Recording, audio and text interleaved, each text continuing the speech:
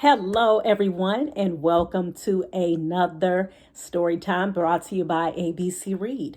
ABC Read is a 501c3 nonprofit organization, tax deductible, and our mission is to develop and nurture a culture of literacy in Black and underserved communities.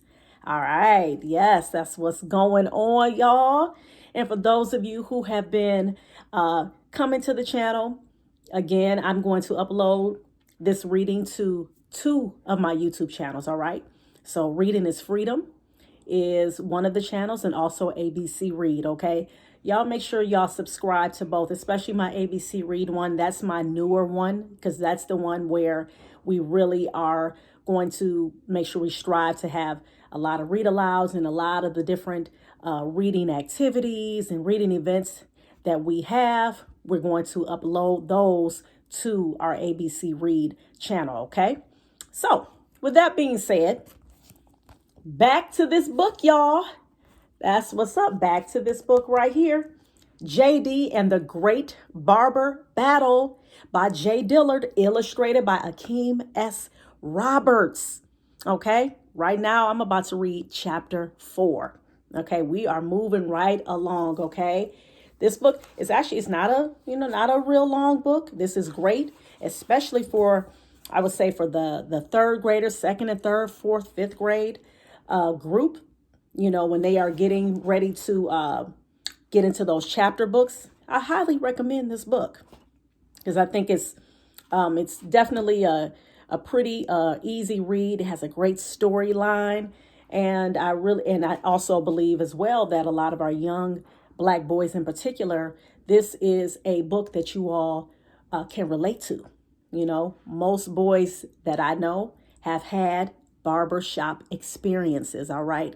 And also have experienced sometimes having a haircut that they didn't quite like, okay? So that's what we're dealing with right now with JD. He's the main character, okay? And so I'm about to read chapter 4, all right? Please go get caught up with the other 3 chapters, all right? So y'all can, follow along with the story, okay? Because remember, when you're reading, you want to know what happens in the beginning, all right? So that you can understand what's happening in the middle. And then, of course, you go all the way to the end. Let's do this. Chapter 4. And my name is Miss Sasha, by the way. Chapter 4. Jordan's Magical House. Like I did every day after school, I went straight to Jordan's house from the bus. It was amazing because everything I didn't have, Jordan did. Here's a list of everything I loved about Jordan's house. His multiple video game consoles, junk food, cable television and central air, no curfew, peace and quiet. Best of all, Jordan came from a family of Creasters. They only went to church on Christmas and Easter, so he had plenty of free time. The only things my family allowed were school, sports, and church. Dinner at Jordan's house was always prepared at the same time, and his mom, Mrs. Matthews, who owned a cleaning business, just said, "JD, make yourself a plate," and let me stuff myself with macaroni and cheese and homemade cornbread. Jordan's dad, who was retired, spent most of his time at home and would eat with us too. Jordan had just gotten the newest version of Madden NFL. Since we both did Pee Wee football, we loved playing against each other, calling our own plays and fake coaching our own squads. "Got you again," I said as my quarterback scrambled for a touchdown. "Maybe we could start playing for money and I could save up enough to go get a haircut from Hart & Son," I joked.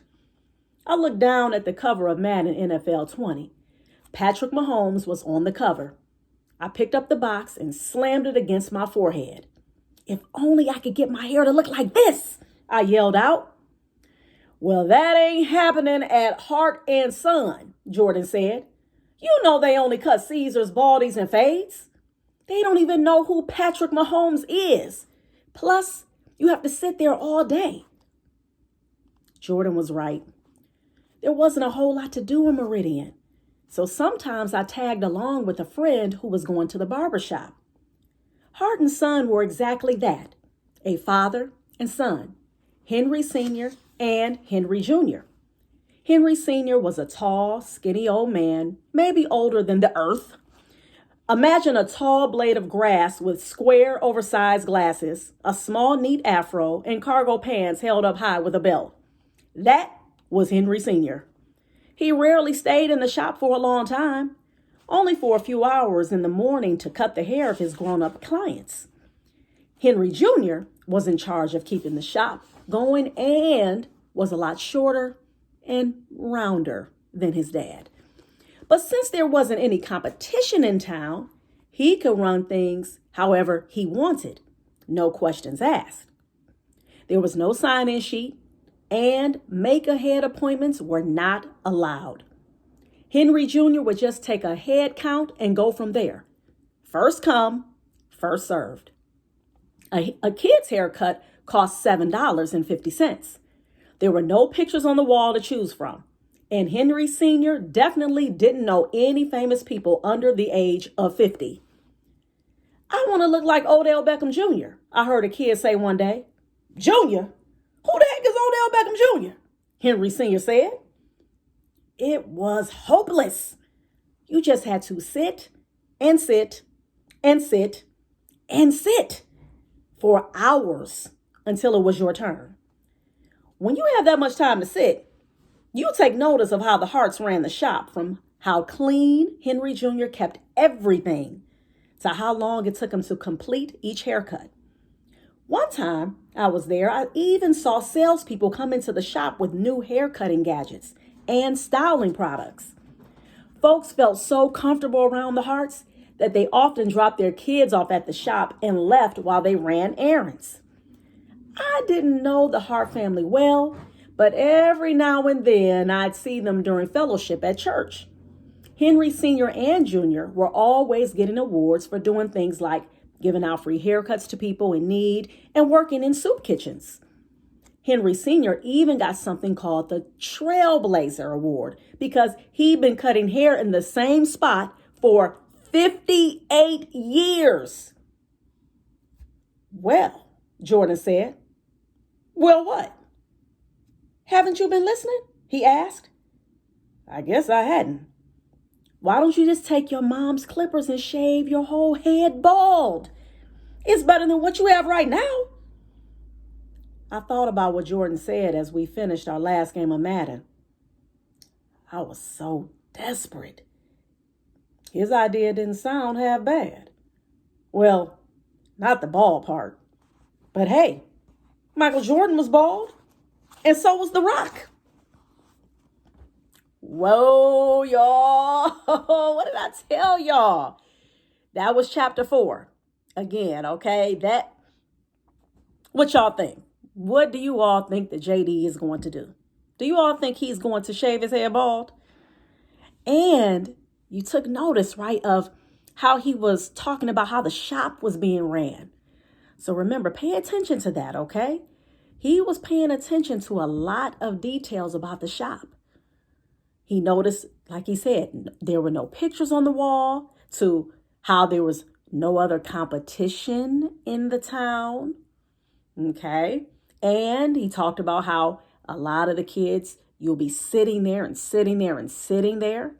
He also talked about how neat and clean it was, okay? So he was paying attention to a lot of things. So he really, really was thinking like a business owner.